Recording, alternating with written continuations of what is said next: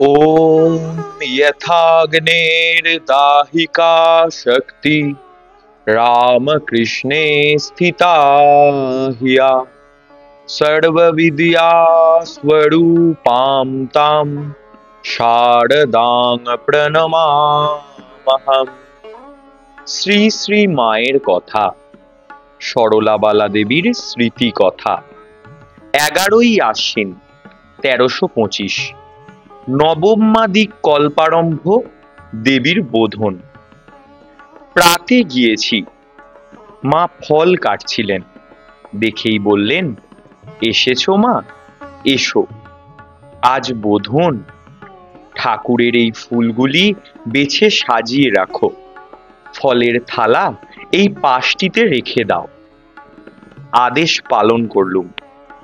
ফল ইত্যাদি কাটা হয়ে গেলে মা পাশের ঘরে এলেন, স্নান করবেন। তেলের ভাঁড় চিরুনি নিয়ে আমার কোলের কাছে এসে বসলেন। মাথায় হাত দিতে আমি ইতস্তত করছি দেখে মা বললেন, দাও না গো, মাথাটা আঁচড়ে, যেন বালি কাটি। আদেশ পেয়ে আমি আঁচড়ে দিচ্ছি। রাধু নে এসে বলছে, চিঁড়ে দিয়ে দই খাবো। মা সেখানেই একটি বাটিতে চিঁড়ে দই মেখে নিজে একটু মুখে দিয়ে রাধুকে দিলেন। আমি মাথা আঁচড়ানো রেখে তেল মাখিয়ে দিচ্ছি। মা বলছেন, দেখো, জয়রামবাটিতে কটি ছেলে দীক্ষা নিতে গিয়েছিল, তাদের দিলুম না। তখন তারা কাকুতি করে বললে, তবে পায়ের একটু ধুলো দিন, মাদুলি করে রাখবো। এমনই তাদের ভক্তি বিশ্বাস। মাথা আঁচড়াতে মায়ের অনেকগুলি চুল উঠেছিল। মা বললেন, এই নাও গো, রাখো।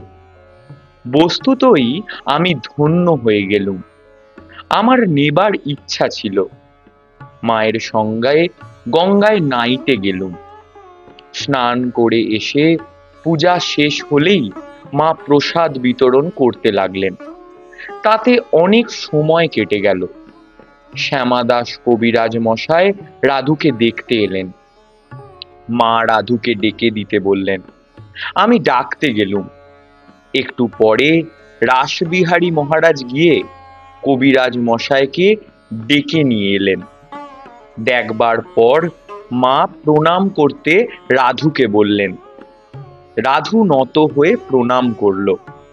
তিনি চলে যেতে কেউ কেউ বললে, উনি কি ব্রাহ্মণ? মা, না, বৈদ্য। তবে যে প্রণাম করতে বললেন? মা, তা করবে না, কত বড় বিজ্ঞ, ওরা ব্রাহ্মণ তুল্য, ওকে প্রণাম করবে না তো কাকে করবে? কি বলো মা? ঠাকুরের ভোগ হয়ে গেল। মায়ের খাওয়া হয়ে যেতে আমরা সকলে প্রসাদ পেতে বসলুম। মা আমাকে বললেন, কড়াইয়ের ডালটি বেশ হয়েছে, খাও। নলিনী দিদি বলছেন, তুমি রোজ এসে চলে যাও, খাও তো না, আজ বেশি করে মাছ খাও। এই বলে অনেকগুলি মাছ দেওয়ালেন। মাছের চেয়ে ডালটাই আমার বিশেষ প্রিয়। মা ঠিকই ধরেছিলেন। মা এইবার বিশ্রাম করবেন। গোলমাল হবে বলে আমরা পাশের ঘরে গেলুম। খানিক পরে এসেছি। মা বলছেন, দেখছো, সব দরজা বন্ধ করে রেখেছে, গরমে প্রাণ গেল। খুলে দাও তো। খুলে দিলুম। একটু পরেই মা উঠে কাপড় কাচতে গেলেন। ঠাকুরের বৈকালি ভোগ দেওয়া হলো। মা এসে উত্তরের বারান্দায় আসন পেতে বসলেন। কিছু পরে বউ, মাকু এরা সব থিয়েটার দেখতে গেলেন। মায়ের কাছে চুপ করে বসে তাকিয়ে দেখি মায়ের মাথার সামনে অনেকগুলি পাকা চুল দেখা যাচ্ছে। মনে হলো, প্রাতে তখন যদি তুলতুম। মাও বলছেন, এসো তো মা, আমার পাকা চুল তুলে দাও। ঢের তোলা হলো। অনেক সময় লাগলো। এইবার ভক্তেরা সব প্রণাম করতে আসবেন। আমারও গাড়ি এসেছে, কালীঘাটের বাসায় যেতে হবে।